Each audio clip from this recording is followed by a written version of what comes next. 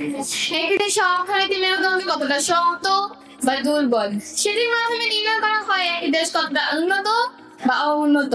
যে কোনো ভাবে অর্থনীতিকে সমৃদ্ধ করার মাধ্যমে উন্নত দেশ হিসেবে আমাদেরকে প্রতিষ্ঠিত হতে হবে।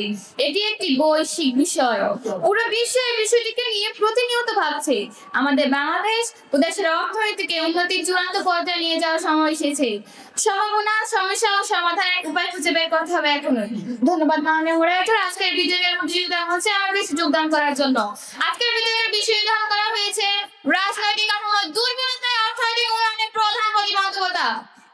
উল্লেখিত বিষয়ে বিচারক হিসেবে মজলিসে সম্মানিত বিচারকগণ, উপস্থিত সম্মানিত শিক্ষকবৃন্দ, অভিভাবকগণ, প্রিয় অতিথিবৃন্দ, ছাত্রছাত্রী এবং প্রিয় বিজ্ঞ কর্তৃপক্ষ, সবাইকে সালাম ও আন্তরিক শুভেচ্ছা জানাই। মাননীয় মডারেটর, আজকের বিতর্কের বিষয় একটি বৈশ্বিক বিষয়। এটি শুধু বাংলাদেশ কেন্দ্রিক বিষয় নয়, বরং এটি একটি আন্তর্জাতিক বিষয়। আমি ইসরাত জাহান পক্ষ দলের প্রথম বক্তা হিসেবে আজকের বিষয়টিকে সংগ্রহ করতে চাই।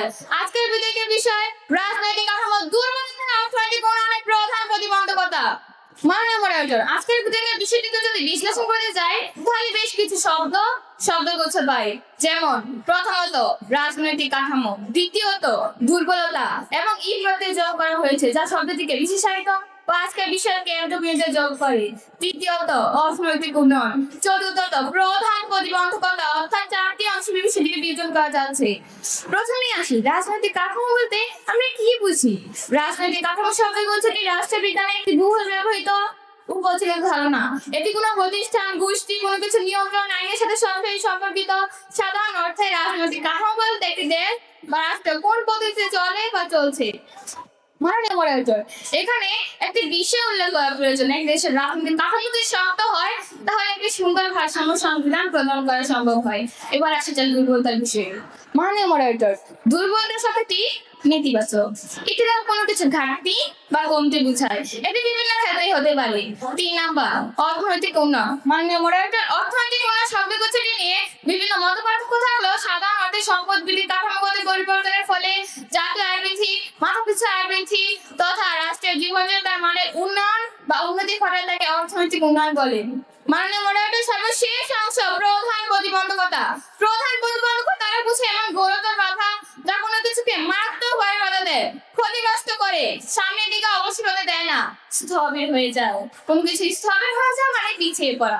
মাননীয় মডারেটর, আজকের বিষয়টিকে এক কথায় বলা যায় রাজনৈতিক দুর্বলতা বা অস্থিরতা একটি দেশের অর্থনৈতিক উন্নয়নের প্রধান বাধা বা দায়ী। মাননীয় মডারেটর, আমরা মনে করছি দেশের রাজনৈতিক দলগুলো যদি শক্তিশালী, সুসংগঠিত, সুশৃঙ্খল না হয় তাহলে দেশের অর্থনৈতিক উন্নয়ন সকল দিক থেকে পিছিয়ে যায়। ঠিক তখনই অর্থনৈতিক হইতে বাধা বেঁচে যায়। এ কারণে আমি আমার দল আজকে বিষয়ের পক্ষে অবস্থান করছি এবং বলছি রাজনৈতিক কাঠামো দুর্বলতা অর্থনৈতিক উন্নয়নের প্রধান প্রতিবন্ধকতা। ধন্যবাদ মাননীয় মডারেটর। আমন্ত্রণ জানাচ্ছি বিপক্ষ দলের প্রথম ধন্যবাদ মডারেটর। মডারেটর, বাংলাদেশে প্রচলিত একটি প্রবাদ আছে, যে জাতি যত বেশি শিক্ষিত সে জাতি তত বেশি উন্নত। মডারেটর, এই প্রবাদ দ্বারা বোঝায় যে শিক্ষা, দীক্ষা এবং জ্ঞানে যত বেশি অগ্রসর সে জাতি তত বেশি উন্নত। বর্তমান বিশ্বে শিক্ষার ক্ষেত্রে বৈপ্লবিক অগ্রগতির যুগ। আপনাদের প্রতিভা শক্তিতে উন্নত এবং সমৃদ্ধ করতে হবে। যাই হোক, চলছে বিতর্কের শিরোনাম রাজনৈতিক কাঠামো দুর্বলতায় অর্থনৈতিক উন্নয়নের প্রধান প্রতিবন্ধকতা। মাননীয় মডারেটর, প্রমোদ চৌধুরী তার বই প্রবন্ধে বলেছেন যে যারা জ্ঞানের ভান্ডার শূন্য সেটাই ভারতীয় ভবানী। এই লাইনটির মাধ্যমে তিনি বুঝাতে চেয়েছেন যে শিল্প, সাহিত্য, জ্ঞান, বিজ্ঞান এবং দর্শনের শাখাগুলি অনুসরণ না করে কোনো জাতি অর্থনৈতিক উন্নয়ন অর্জন করতে পারে না। মাননীয় মডারেটর, প্রমোদ চৌধুরী তার প্রবন্ধে কখনো রাজনৈতিক অবকাঠামোর কথা উল্লেখ করেননি, তাই এটাই স্পষ্ট যে শিক্ষার অভাবে অর্থনৈতিক উন্নয়নের প্রধান বাধা। যাই হোক, চলছে বিতর্ক মঞ্চে উপস্থিত মডারেটর, বিচারক প্যানেল, শিক্ষকবৃন্দ, প্রিয় প্রতিপক্ষ, সম্মানিত অভিভাবক, প্রিয় ছাত্ররা, সকলকে আন্তরিক শুভেচ্ছা ও সালাম। আসসালামু আলাইকুম। আমি তহুরা বিপক্ষ দলের প্রথম বক্তা হিসেবে আজকে প্রস্তাবিত বিষয়ের বিরুদ্ধে অবস্থান করছি। মডারেটর, যদি অর্থনৈতিক উন্নয়ন মূলত রাস্তাঘাটের উপরে নির্ভরশীল হতো তাহলে আমাদের বাংলাদেশ সবচেয়ে শক্তিশালী অর্থনীতি হতো। আমাদের বাংলাদেশের অর্থনৈতিক উন্নয়ন দেখে সারা বিশ্বের রাজনীতিবিদরা এই দেশে শিক্ষা এবং প্রশিক্ষণ গ্রহণ করতে আসতো। হ্যাঁ মডারেটর, আমাদের বাংলাদেশ সমগ্র বিশ্বের আমাকে শিক্ষা করবে। মানমন্ডল আমি কেন বলছি কথা, কারণ 68,000 বর্গমাইলের এই ছোট্ট দেশে নিবন্ধিত রাজনৈতিক দলের সংখ্যা 50টি, আরো 6টি দল নিবন্ধনের জন্য আবেদন করেছে। মানমন্ডল 50, 100, 200 রাজনৈতিক দলের শক্তিশালী অবস্থানের বিষয় নয়, বরং মূল বিষয় হলো শিক্ষা। হ্যাঁ মানমন্ডল, শিক্ষা জগতের আহতি অর্থনৈতিক উন্নয়নের প্রধান বাধা। প্রিয় প্রতিপক্ষ, ধরুন আপনি এই মুহূর্তে ওমান, সৌদি আরব বা কাতারের কোন শহর বা গ্রামে আছেন। আপনি কি সেখানে বাংলাদেশের পরিবেশের মতো রাস্তা পরিবেশ দূষণ, খুন, মারামারি, ট্রাফিক আইন লঙ্ঘন ইত্যাদি দেখতে পাবেন? না প্রিয় প্রতিপক্ষ, আপনি সেখানে কোনোটি দেখতে পাবেন না, বরং দেখতে পাবেন একটি সুন্দর পরিষ্কার পরিবেশ, সুশৃঙ্খল ট্রাফিক, কোনো খুন বা মারামারি নেই। প্রিয় প্রতিপক্ষ, আমি আপনার কাছে একটি প্রশ্ন রেখে যাচ্ছি, ওমান, সৌদি আরব বা কাতারে বাংলাদেশের মতো এত খারাপ পরিস্থিতি কেন নেই? মাননীয় মডারেটর, মাঝে মাঝে উদাহরণ হবে Korea, America, Iran, Russia, Singapore, Bharat, England, Kuwait, Qatar ইত্যাদি দেশগুলো কিভাবে শিক্ষা ও প্রযুক্তির কাজে লাগে মহাকাশে স্যাটেলাইট পাঠাচ্ছে, কিভাবে তাদের নিজস্ব আকাশ সীমাকে নিরাপত্তা চাদরে ঢেকে রেখেছে, তাতে আয়রন বোমা আছে, আকাশে বোম নিষ্ক্রিয়করণ পদ্ধতি, কেউ আঘাত করে তাদের নিজস্ব একটা শত্রুপক্ষ চিহ্নিত করতে পারে এবং নিষ্ক্রিয় করতে পারে সেই বোম। মানমন্ডল বাংলাদেশে কি কি আছে আকাশ প্রতিরক্ষায়? কিছুই নেই। কেন নেই? কারণ মাঝে মধ্যে শিক্ষা নেই। শিক্ষিত বেকার আছে কিন্তু শিক্ষার প্রসার নেই। মানমন্ডল, শিক্ষার অভাবে বহু ক্ষেত্রে উন্নয়ন হচ্ছে না, আমরা উন্নয়ন করতে পারছি না। ধন্যবাদ মানমন্ডল, ধন্যবাদ সবাইকে। মাননীয় মনিটর, ধন্যবাদ আপনাকে আমাকে সুযোগ দানের জন্য। মাননীয় মনিটর, 26 অক্টোবর 2024 আলোকিত বাংলাদেশ পত্রিকার সম্পাদকীয় অংশে একটি সংবাদ প্রকাশিত হয়েছিল, যার শিরোনাম ছিল প্রতিহিংসা ও অপরাজনীতি দেশের উন্নয়নের বড় হুমকি। মাননীয় মনিটর, এই পত্রিকায় তৎকালীন বাংলাদেশের দুটি বড় রাজনৈতিক দল সম্পর্কে বলা হয়েছে। প্রতিহিংসা ও রাজনৈতিক অপচর্যার কারণে দেশে কিছুতেই সামনের দিকে এগোতে পারছে না, জনগণ শুধু অসহায় মুখ দেখছে। যাই হোক, বিতর্ক চলছে। আজকের বিতর্কের বিষয় নির্ধারণ করা হয়েছে রাজনৈতিক কাঠামোর দুর্বলতায় অর্থনৈতিক উন্নয়নের প্রধান প্রতিবন্ধকতা। সকলের কারণে আমি মোহাম্মদ আজকে বিষয়ের পক্ষে অবস্থান করছি। বিতর্ক পরিচালনার কাজে মঞ্চে উপস্থিত মাননীয় মডারেটর, সম্মানিত বিচারক মণ্ডলী, শিক্ষকবৃন্দ, প্রতিপক্ষ সবাইকে জানাচ্ছি আমার পক্ষ থেকে আন্তরিক শুভেচ্ছা ও সালাম। আসসালামু আলাইকুম। আমি সাবিয়া আরফিন, পক্ষ দলের দ্বিতীয় বক্তা। মাননীয় মডারেটর, আমরা আজকে নির্ধারিত বিষয়টিকে অত্যন্ত গুরুত্ব সহকারে এবং গভীরভাবে নিয়েছি। আমার দলের প্রথম বক্তা ইতিমধ্যে বিষয়টিকে সুন্দরভাবে সংজ্ঞান করেছেন। আমি আর একটু সংযোগ করছি। রাজনৈতিক কাঠামো দুর্বলতা বলতে আমরা শুধু দলের সংখ্যাকেই বোঝাচ্ছি না, বরং এটি বিভিন্ন দলের কর্মকাণ্ডের ভুল সমালোচনা, ভালো ও উন্নয়নমূলক কাজের প্রশংসার পাশাপাশি নিজ দলের আত্মসমালোচনাও করতে হবে। তাহলে দেশ প্রকৃত উন্নয়নের দিকে ধাবিত হবে। মাননীয় মনিটর, বিষয়টি প্রমাণ ও দলিল দরকার। চলুন কিছু প্রমাণ দেখি। দৈনিক প্রথম আলো 30 জুন 2023 সংবাদ ছাপিয়েছিল ফোর্বসের তালিকায় বিশ্বের সবচেয়ে বড় 10 অর্থনীতি দেশ। মাননীয় মনিটর, সেখানে বলা হয়েছে জিডিপি অর্থাৎ দেশজ উৎপাদনের মাপকাঠিতে যুক্তরাষ্ট্র এখন বিশ্বের বৃহত্তম অর্থনীতি দেশ, পর্যায়ক্রমে চীন, জাপান, জার্মানি ও ভারত। মানে মনিটর, আমার প্রিয় প্রতিপক্ষ একটি প্রশ্ন করেছিলেন যে কুয়েতে কোনো রাজনৈতিক দল বা কর্মকাণ্ড না থাকার পরও কিভাবে কুয়েতি দিনার বা মুদ্রা বিশ্ব শক্তিশালী মুদ্রা। মানে মনিটর, রাজনৈতিক দল ও কর্মকাণ্ডের মূল উদ্দেশ্য হয়েছে দেশের অর্থনীতির উন্নয়ন। আমার প্রিয় প্রতিপক্ষ শুধু আরো মধ্যম করছে, দুই কিছু উদাহরণ দিয়ে রাজনৈতিক কাঠামোর অস্তিত্বকে বিলীন করার চেষ্টা করছে। প্রিয় প্রতিপক্ষ, আপনার প্রশ্নের উত্তরটি আমি দিচ্ছি। উইকিপিডিয়া তথ্য মতে কুয়েত অর্থনীতি পেট্রোলিয়াম ভিত্তিক এবং পেট্রোলিয়াম ভিত্তিক অর্থনীতি থেকে প্রাপ্ত অর্থ কুয়েতে বিভিন্ন আর্থিক ক্ষেত্রে বিনিয়োগ করে এবং সেই পদ্ধতিতে তারা আর্থিকভাবে সচ্ছল। কিন্তু আমাদের পৃথিবীতে সকল দেশে পেট্রোলিয়াম তেল নেই, কিছু কিছু দেশে থাকলেও পরিমাণে অল্প। এখন কথা হচ্ছে, যদি কুয়েতে বিপুল পরিমাণ পেট্রোলিয়াম পদার্থ না থাকতো তাহলে তাদের অর্থনীতির কি হতো? প্রিয় প্রতিপক্ষ, কুয়েত, সৌদি আরব, ওমান, কাতার এই দেশগুলোতে রাজনীতি থাকার কারণে নয়, বরং প্রাকৃতিক সম্পদের কারণে তারা উন্নত। মাননীয় মনিটর, এখন কথা হচ্ছে ফোর্বস পত্রিকা তথ্য মতে যুক্তরাষ্ট্র অর্থনীতি শক্তিশালী কেন? মাননীয় মনিটর, সেই পত্রিকাতে বিশ্লেষণ করা হয়েছে যে বৈশ্বিক রাজনীতির সাথে শক্ত ও সংগঠিত হওয়ার কারণে মূলত যুক্তরাষ্ট্র অর্থনীতি এত বেশি শক্তিশালী। কেন শক্তিশালী কাঠামোগত রাজনীতির প্রধান লক্ষ্য হয়েছে দেশের অর্থনীতির উন্নয়ন, আর যুক্তরাষ্ট্র ঠিক এই বিষয়টাই ঘটে। প্রিয় প্রতিপক্ষ, তাই আসুন আবার বলি, রাজনৈতিক কাঠামোর দুর্বলতাই অর্থনৈতিক উন্নয়নের প্রধান প্রতিবন্ধকতা। ধন্যবাদ মাননীয় মনিটর, ধন্যবাদ সবাই। শুভ সকাল মাননীয় মডারেটর, আপনাকে ধন্যবাদ। মাননীয় মডারেটর, উৎপাদন ছাড়া কোনো দেশের পক্ষে অর্থনৈতিক উন্নয়ন সম্ভব না। যে দেশ যত বেশি উন্নয়ন চাইবে সে দেশকে তত বেশি উৎপাদন করতে হবে, কারণ একটি প্রবাদ আছে, the more your grow the more your great profit. যাই হোক, বিতর্ক চলছে। আজকের বিতর্কে নির্ধারিত বিষয় রাজনৈতিক কাঠামো দুর্বলতায় অর্থনৈতিক উন্নয়নের আসলে প্রধান প্রতিবন্ধকতা। বিতর্কে ন্যায্য বিচার কার্য পরিচালনার জন্য উপস্থিত আছেন মাননীয় মডারেটর, বিজ্ঞ বিচারক মন্ডলী, উপস্থিত আছেন শিক্ষক মহোদয়গণ, অভিভাবক সহ প্রিয় প্রতিপক্ষ দল। সবাই আমার আন্তরিক সালাম গ্রহণ করুন। আসসালামু আলাইকুম। আমি শ্রেয়া কর্মকার। আজকে নির্ধারিত শিরোনাম ঘোর বিরোধিতা করছি। মাননীয় মডারেটর, আমার প্রিয় প্রতিপক্ষ বিভিন্নভাবে বারবার বলার চেষ্টা করছে শক্তিশালী রাজনীতি না থাকলে দেশ কখনো অর্থনৈতিকভাবে শক্তিশালী হতে পারবে না। মাননীয় মডারেটর, আমার আসলে প্রতিপক্ষের রাজনীতির পক্ষে দুর্বল যুক্তির উপস্থাপনা দেখে হাসি পাচ্ছে। কারণ আমার দাদা, বাবা, শিক্ষকগণ এবং আমি, এমনকি পুরো পৃথিবী শিশুকাল হতে শিখে এসেছে এবং ভবিষ্যতে শিখবে শিক্ষাই জাতির মেরুদণ্ড। মাননীয় মডারেটর, আমার প্রিয় প্রতিপক্ষ নিশ্চয়ই আজ থেকে বলবে রাজনীতি জাতির মেরুদণ্ড। মাননীয় মডারেটর, পৃথিবীতে রাজনীতি দরকার শুধু কূটনৈতিক ক্ষেত্রে, অর্থাৎ আপনার দেশে কূটনীতি অন্য দেশের সাথে কৌশলগত সম্পর্ক বজায় রেখে স্বার্থ হাসিল করবে। মাননীয় মডারেটর, এই কাজটি রাজনৈতিক দল বা ব্যক্তি ছাড়া সম্ভব, কেননা চুক্তি সম্পাদনের রাষ্ট্র কর্তৃক নিয়োজিত যে কোনো ব্যক্তি বা কর্মকর্তা সেই কাজটি করতে পারে। মাননীয় মডারেটর, রাজনৈতিক দল বা ব্যক্তি ছাড়াও যে রাষ্ট্র কর্তৃক চুক্তি সম্পাদনে কোনো সমস্যা হয় না সেটি বাস্তবতার বর্তমান বাংলাদেশের অন্তর্বর্তী সরকার। বর্তমান বাংলাদেশের প্রধান উপদেষ্টা সহ অন্যান্য উপদেষ্টা কেউ উপদেষ্টা হওয়ার আগে রাজনৈতিক দলের সঙ্গে সম্পৃক্ত ছিল না। মাননীয় মডারেটর, এবার কিছু বাস্তবিক বিষয় তুলেছি যা একবিংশ শতাব্দীর প্রধান অর্থনৈতিক শক্তিগুলো একটি গুরুত্বপূর্ণ উপাদান, প্রযুক্তি। হ্যাঁ মাননীয় মডারেটর, প্রযুক্তি এক বিশালতম উন্নয়ন না ঘটলে এই শতাব্দীতে কোনো দেশের পক্ষে অর্থনৈতিক উন্নয়ন সম্ভব না। আর প্রযুক্তি কখনো রাজনৈতিক প্রভাব পরিস্থিতির উপর নির্ভর করে না। প্রযুক্তি একটা মানব জীবনে সকল কিছু ব্যাপকভাবে জড়িত। আমাদের দেশে আকাশ সীমা প্রতিরক্ষা ব্যবস্থার জন্য আমাদের কি কি আছে এবং যেগুলো আছে সেগুলো কি আমাদের দেশীয় প্রযুক্তি তৈরি নাকি আমদানি করা? মাননীয় মডারেটর, আমরা 1971 সালে পবিত্র স্বাধীনতা অর্জন করেছিলাম, অথচ এখনো বাংলাদেশের আকাশ প্রতিরক্ষার ব্যবস্থা নেই। কেটে গেছে প্রায় 50 বছর, কিন্তু রাজনৈতিক দল তখন থেকে আমাদের দেশে আছে।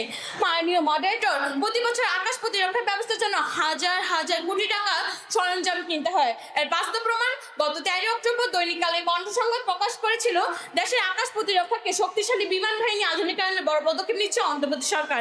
সেখানে বলা হয়েছে ইতালি থেকে 10টি ইউরোফাইটার টাইফুন যুদ্ধ বিমান, তুরস্ক থেকে 6টি T-129 অ্যাটাক হেলিকপ্টার, চীন থেকে মিশি জেএনসি যুদ্ধ বিমান। মাননীয় মডারেটর, চিন্তা করা যায় কত হাজার কোটি টাকা প্রয়োজন, অথচ স্বাধীনতার পর থেকে আমাদের দেশে রাজনীতি দলের ক্ষমতা কার্যক্রম ছিল, কিন্তু তবুও অর্থনৈতিক দুরবস্থা। তাই বলছি রাজনীতি নয়, প্রযুক্তি উন্নয়নের মাধ্যমে সেটা গ্রহণ করলে অর্থনৈতিক উন্নয়ন খুব সহজ হবে। ধন্যবাদ মাননীয় মডারেটর, ধন্যবাদ সকলকে। মাননীয় মডারেটর, আপনাকে ধন্যবাদ। রাজনৈতিক কাঠামো দুর্বলতাই অর্থনৈতিক উন্নয়নের প্রধান প্রতিবন্ধকতা শিরোনামে বিতর্ক প্রতিযোগিতায় উপস্থিত মাননীয় মডারেটর, সম্মানিত বিচারক মন্ডলী, শিক্ষক মন্ডলী, উপস্থিত অতিথিবৃন্দ এবং প্রিয় প্রতিপক্ষ সকলকে জানাই আন্তরিক শুভেচ্ছা ও সালাম। আসসালামু আলাইকুম। আমি আজিনা আয়েশা এবং পক্ষ দলের দলনেতা। মাননীয় মডারেটর, আজ একটি বিষয় আমাদেরকে খেয়াল রাখতে হবে যে রাজনীতিকে আমরা প্রধান প্রতিবন্ধকতা মনে করছি না, বরং রাজনৈতিক গতিশীলতার ভঙ্গুর ও বিশৃঙ্খল অবস্থাকেই প্রধান সমস্যা হিসেবে চিহ্নিত করেছি। মাননীয় মডারেটর, রাজনীতি ছাড়া একটি দেশে অর্থনীতি কখনোই চলতে পারে না, চললেও সেটি হামাগুড়ি দিয়ে চলে। মাননীয় মডারেটর, কথায় এবং বাস্তব বিশ্লেষণ ধর্মী কিছু বিষয়ের মাধ্যমে আমি আজকের বিষয়টিকে প্রতিস্থাপন করতে চাই। রাজনৈতিক দুর্বলতা এবং অস্থিরতার ফলাফল অর্থনীতির জন্য কতটা ভয়াবহ সেটি দেখতে হলে আমাদের ফিরে যেতে হবে 2024 সালে। বাংলাদেশ পরিসংখ্যান ব্যুরোর রিপোর্ট অনুযায়ী বাংলাদেশের মানুষের মাথাপিছু আয় ছিল 2820 মার্কিন ডলার। দৈনিক প্রথম আলো বলেছিল এখন মাথাপিছু আয় $2820, যা যাবৎকালের সর্বোচ্চ। মাননীয় মডারেটর, আজ 2025-এর শেষের দিক 10ই ফেব্রুয়ারি 2025 সালে সে একই সংবাদ পত্রিকায় পুনরায় প্রকাশ করা হয়েছে মাথাপিছু আয় কমে $2738 কমেছে প্রবৃদ্ধির হার। এখন কথা হচ্ছে গত বছরের তুলনায় এই বছর মাথাপিছু আয় কমে গেল কেন? মাননীয় মডারেটর, মাথাপিছু আয় কম কারণ উৎপাদন কম, আমদানি বেশি এবং রপ্তানির হার প্রায় তলানিতে। মাননীয় মডারেটর, এই আমদানি বেড়ে যাওয়া এবং রপ্তানি কমে যাওয়ার মূল কারণ কি হতে পারে? উত্তরটি খুবই সহজ মাননীয় মডারেটর, রাজনৈতিক দুর্বলতা। হ্যাঁ মাননীয় মডারেটর, আমরা দেখেছি 2024 সালের শুরুতেই তৎকালীন সরকারের বিরুদ্ধে আমাদের দেশের নিষ্পাপ ছাত্ররা কোটা সংস্কারের দাবি নিয়ে আন্দোলন করেছিল। ধীরে ধীরে সরকার নৃশংসতার পথ বেছে নেয় এবং হত্যা করে প্রায় 1400 ছাত্রছাত্রী সহ সাধারণ জনগণকে। অতঃপর সরকারকে দেশে পালিয়ে যেতে বাধ্য করা হয়। মাননীয় মডারেটর, আমরা এই অবস্থাটাকে বলছি রাজনৈতিক কাঠামোগত দুর্বলতা। সরকারের উচিত ছিল সাধারণ জনগণ এবং ছাত্রদের কল্যাণের চিন্তা করা, কিন্তু তারা ঘটিয়েছিল তার উল্টোটা। যার ফলে 5ই আগস্ট 2024 সালের পর থেকে আমাদের দেশের অর্থনীতি বিরাট হুমকির মুখে। যতদিন না নির্বাচিত অন্য একটি রাজনৈতিক দল দেশ শাসনে না আসবেন, ততদিন অর্থনীতি এবং দেশের আইন শৃঙ্খলা সহ সার্বিক পরিস্থিতি স্বাভাবিক হবে না। মাননীয় মডারেটর, একই অবস্থা আমাদের পার্শ্ববর্তী দেশগুলোর শ্রীলঙ্কা, মায়ানমার এবং নেপালে। সম্প্রতি আমরা দেখেছি বিরাট একটি দুর্নীতির কারণে শ্রীলঙ্কার রাজনৈতিক সংকট দেখা যায়, ফলশ্রুতিতে তাদের সরকার পতন এবং ওই দেশের অর্থনীতির ধ্বংস ঘটিয়েছে রাজনীতিবিদরা। একই ঘটনা ঘটেছে শ্রীলঙ্কার ক্ষেত্রেও। রাজনৈতিক দুর্বলতার কারণে দেশটি নিজেদেরকে দেউলিয়া ঘোষণা করেছে। বিবিসি বাংলা 14 মে 2022 সালে আরেকটি সংবাদপত্র প্রকাশ করেছিল শ্রীলঙ্কার অর্থনীতি, রাজনীতি এবং সরকার হঠাৎ করে ভেঙে পড়লো কেন। মাননীয় মডারেটর, সে সংবাদের বিশ্লেষণে বলা হয়েছে রাজনৈতিক অস্থিরতা, সংঘাত এবং অসহিষ্ণুতা দেশটিকে ধ্বংসের দ্বার প্রান্তে নিয়ে এসেছে। মাননীয় মডারেটর, ঠিক এভাবেই রাজনৈতিক দুর্বলতার কারণে পৃথিবীর অনেক দেশ নিজেদের অর্থনৈতিক শক্তি হারিয়ে ফেলে। ধন্যবাদ মাননীয় মডারেটর, ধন্যবাদ সকলকে। ধন্যবাদ মাননীয় মডারেটর, একবিংশ শতাব্দীতে পৃথিবী যখন অদৃশ্য, অস্তিত্বহীন এবং হাওয়া বিক্রি করে দেশের অর্থনৈতিক উন্নয়ন সমৃদ্ধ করেছে, ঠিক তখন আমরা বিতর্ক করছি রাজনীতি নিয়ে। এটি আমাদের দুর্ভাগ্য ছাড়া আর কিছুই নয়। তবুও বিতর্কের স্বার্থে কথা বলছি এবং আজকের বিতর্কের বিষয় নির্ধারণ করা হয়েছে রাজনৈতিক কাঠামোর দুর্বলতায় অর্থনৈতিক উন্নয়নের প্রধান প্রতিবন্ধকতা। আমি বিপক্ষ দলের দলনেতা লামি ইসলাম জেনি নির্ধারিত শিরোনামের চরম বিরোধিতা করছি। আজকের এই শিরোনামের বিচার কার্যে নিযুক্ত আছেন মাননীয় মডারেটর, সম্মানিত বিচারক মণ্ডলী, শিক্ষকবৃন্দ, প্রিয় অধিপক্ষ সহ উপস্থিত সবাইকে জানাই আন্তরিক শুভেচ্ছা, সালাম, আসসালামু আলাইকুম। মাননীয় মডারেটর, আমরা সবাই জানি যে অর্থনৈতিক উন্নয়ন নির্ভর করার মতো দক্ষ জনশক্তির উপর, আর অর্থনৈতিক উন্নয়নের সব থেকে বড় বাধা হচ্ছে দুর্নীতি। হ্যাঁ মাননীয় মডারেটর, দুর্নীতিযুক্ত অর্থনীতি তলাবিহীন পাত্রের মতো। আপনি সেই পাত্রে যাই রাখবেন না কিন্তু হারিয়ে যাবে, কোনো কিছুই পাওয়া যাবে না। মাননীয় মডারেটর, আজ যখন প্রতিপক্ষ বলতেন দুর্নীতি অর্থনৈতিক উন্নয়নের প্রধান প্রতিবন্ধকতা, তাহলে আমি নিশ্চয়ই একমত পোষণ করতাম। যাই হোক মাননীয় মডারেটর, উন্নয়নের প্রতিবন্ধকতায় অনেকগুলো বিষয় কাজ করে, আর সেই বিষয়গুলোর মধ্যে দুর্নীতি হচ্ছে প্রধান। মাননীয় মডারেটর, ধরুন আপনি একটি রাষ্ট্রের প্রধানমন্ত্রী, আপনার রাষ্ট্রীয় কোষাগারে 2024 সালে 1 লক্ষ কোটি টাকা ছিল, কিন্তু সেই টাকা থেকে আপনার মন্ত্রী, সচিব, কর্মকর্তা এবং কর্মচারী মিলে 50,000 লক্ষ কোটি টাকা আত্মসাৎ করে ফেললো। তারপর উন্নয়ন কোথায় গিয়ে দাঁড়াবে? ঠিক এই কারণে বাংলাদেশের মতো দেশগুলো অর্থনৈতিক উন্নয়নের আসল স্বাদ পায় না। মাননীয় মডারেটর, দুর্নীতি একটি দেশের জন্য মরণ ব্যাধি, ক্যান্সারের মতো। এক দেশের প্রতিটি কর্মক্ষেত্রের মূল নষ্ট করে ফেলে দুর্নীতি। দুর্নীতির ফলে নষ্ট হয় দেশের শিক্ষা ব্যবস্থা নষ্ট হলে তৈরি না দক্ষ জনশক্তি, আর দক্ষ জনশক্তি যদি না হয় তাহলে একটি দেশ কখনো উন্নত হয় না। দুর্নীতির কারণে একটি দেশের অর্থ অন্য দেশে পাচার হয়, মুদ্রা অন্য দেশে পাচার হলে দেশের অর্থনৈতিক সংকট দেখা দেয়, মূল্যস্ফীতি ঘটে। দেশের অর্থনীতি যখন হাসপাতালে ভর্তি হয়, আইসিইউ ক্যাবিনেট মৃত্যুর সাথে পাঞ্জা লড়ে, দারিদ্রতার হার বেড়ে যায়। দ্য ডেইলি স্টার বাংলা 2025 সালের 25 আগস্ট অনলাইন রিপোর্টে বলেছিল দেশের দারিদ্রতার হার বেড়ে যাচ্ছে প্রায় 7.93%, সূত্র পিপিআরসি। মানে মডারেটর, সেই রিপোর্টে মূল কারণ হিসেবে দুর্নীতিকে দায়ী করা হয়েছে। একই ধরনের সংবাদ ছাপিয়েছে বিভিন্ন পত্রিকায়। প্রথম আলো বলছে দেশে 3 বছরের দারিদ্রতার হার বেড়েছে প্রায় 28%, খাবারের সংকট। বিবিসি বাংলা, দেশে 3 বছরের দারিদ্রতার হার বেড়েছে প্রায় 28%। মাননীয় মডারেটর, এ পর্যন্ত যত প্রকার নিউজ ছাপানো হয়েছে প্রায় সবগুলো রিপোর্টে দায়ী করেছে বিগত সরকারের আমলা, মন্ত্রী, কর্মচারী, কর্মকর্তা, এমনকি বেসরকারি স্থানীয় পর্যায়ে লাগামহীন দুর্নীতি। মাননীয় মডারেটর, দেশের কোথায় দুর্নীতি নেই? বড় বড় স্থাপনা থেকে শুরু করে গ্রামের সামান্য কাঁচামাটি রাস্তা নির্মাণ, এমনকি ধর্মীয় উপাসনালয় নির্মাণের ক্ষেত্রে দুর্নীতির আরও বাংলাদেশে রয়েছে। প্রশ্ন ফাঁস, টাকার বিনিময়ে চাকরি, বালিশকাণ্ড ইত্যাদি দুর্নীতি এখন আমাদের দেশে সকালে নাস্তি হিসেবে ধরা হয়। এর একটি বাস্তব উদাহরণ দিচ্ছি। গত কয়েক দশকে বাজার 28 লাখ কোটি টাকা। মাননীয় মডারেটর, এই রিপোর্টে প্রকাশ করেছে দৈনিক প্রথম আলো 2024 সালের 2 ডিসেম্বর। মাননীয় মডারেটর, হিসাব করলে দেখা যাচ্ছে যে প্রতি বছর গড়ে বিদেশি পাচার হয় 1,80,000 কোটি টাকা। মাননীয় মডারেটর, এখন যে হিসাবটা দিব তাতে অনেক বেশি অবাক হবেন। শুধু পাচার হওয়া টাকা যদি বাংলাদেশের 20 কোটি মানুষের মধ্যে সমানভাবে ভাগ করে দেওয়া হয়, তাহলে প্রতিজনের করে 14 লক্ষ টাকা পেত। মাননীয় মডারেটর, বিষয়টা একবার চিন্তা করে দেখা যায়, বাংলাদেশে তো এখন কোনো গরিব বা দারিদ্রতা থাকতো না। দেশটা তো পৃথিবীর অন্যতম সুখী দেশ। মাননীয় মডারেটর, আমার খুব আফসোস হচ্ছে না জানি আমার ভাগের 14 লক্ষ টাকা কার অ্যাকাউন্টে আছে। তাই এখন আর যুক্তি বা তর্কের অপেক্ষা রাখা যায় দুর্নীতি অর্থনৈতিক উন্নয়নের প্রধান প্রতিবন্ধকতা। ধন্যবাদ মাননীয় মডারেটর, ধন্যবাদ সবাই।